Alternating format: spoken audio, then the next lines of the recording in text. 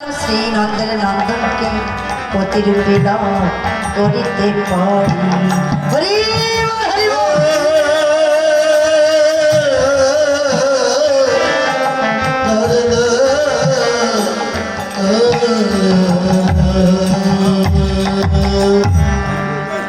মা কাত্যায়নী গোপীগণের প্রার্থনায় সন্তুষ্ট হয়ে গোপীগণকে দর্শন দিলেন। হে ব্রজের গোপীগণ, তোমরা কি চাও? বলছে মা গো, আমরা ওই শ্রীনন্দের নন্দন অনাদিরাদি গোবিন্দকে প্রতিরূপে পেতে চাই। মা কাত্যায়নী বলেছিলেন, ও হে ব্রজের রমণীগণ, আজকে তোমাদের মনের বাসনা পূরণ হবে না। কবে? যেদিন শারদীয় পূর্ণিমা চাঁদের উদয় হবে, সেই দিন তোমরা অনাদিরাদি গোবিন্দকে প্রতিরূপে লাভ করিতে পারিবে। হরি বল। তাই আজকে যোগমায়ার কৃপার কোণে শরৎকালে পূর্ণিমা চাঁদের উদয় হয়েছে। সেই পূর্ণিমার চাঁদ, সেই চাঁদের আলো দর্শন করেছেন আমার অনাদিরাদি গোবিন্দ। তাই তিনি যোগমায়ার চরণে শরণাগত হয়ে গোপীগণের মনের বাসনা পূরণ করিবে বলে অনাদিরাদি গোবিন্দ আমার গোপীগণকে পরীক্ষা করলেন।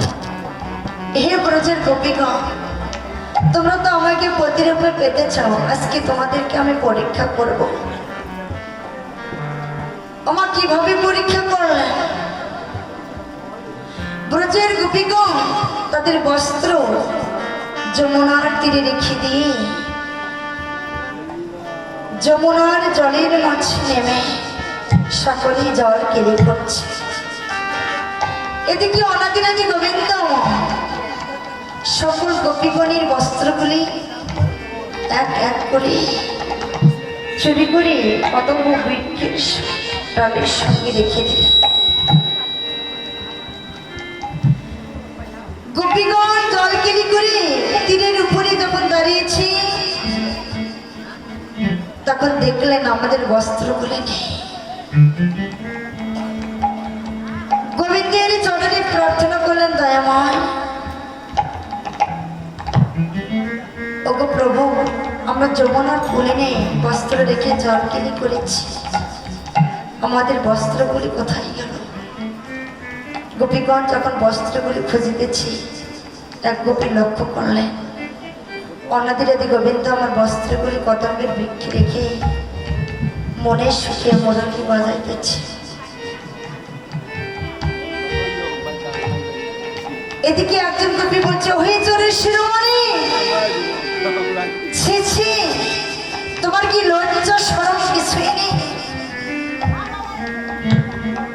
তুমি কদম্ব বৃক্ষের ডালের উপরে বসে বসে আমাদের লজ্জার সব তুমি দেখে নিলে। গোবিন্দ মনে মনে হাসিতেছে, ও হে ব্রজের রমণী, লজ্জা কি আমার নেই না তোমাদের নেই? তোমরা তোমাদের বস্ত্রগুলি দেখে জলের মাঝে রঙ অবস্থায় জল কেলি করছো। তোমরা কি ভেবেছ আমি জলের মাঝে নেই? আমি সর্বত্রই বিরাজমান, জলে স্থলে আকাশে পাতালে আমি সর্বত্রই বিরাজ করি। জলের মাঝেও আমি রয়েছি। এবার বলছি, গোবিন্দ হে, আমাদের বড় অপরাধ হয়ে গেছে, তুমি কৃপা করে আমাদের বস্ত্রগুলি একবার ফিরিয়ে দাও গোবিন্দ। কিভাবে গোবিন্দের কাছে প্রার্থনা করে দিয়েছি, এক হস্ত দিয়ে লজ্জা নিবারণ করছি, আর এক হস্ত দিয়ে গোবিন্দের কাছে প্রার্থনা করছে দয়াময় তাতে করেক্ট আমাদের বস্ত্রগুলি ফিরিয়ে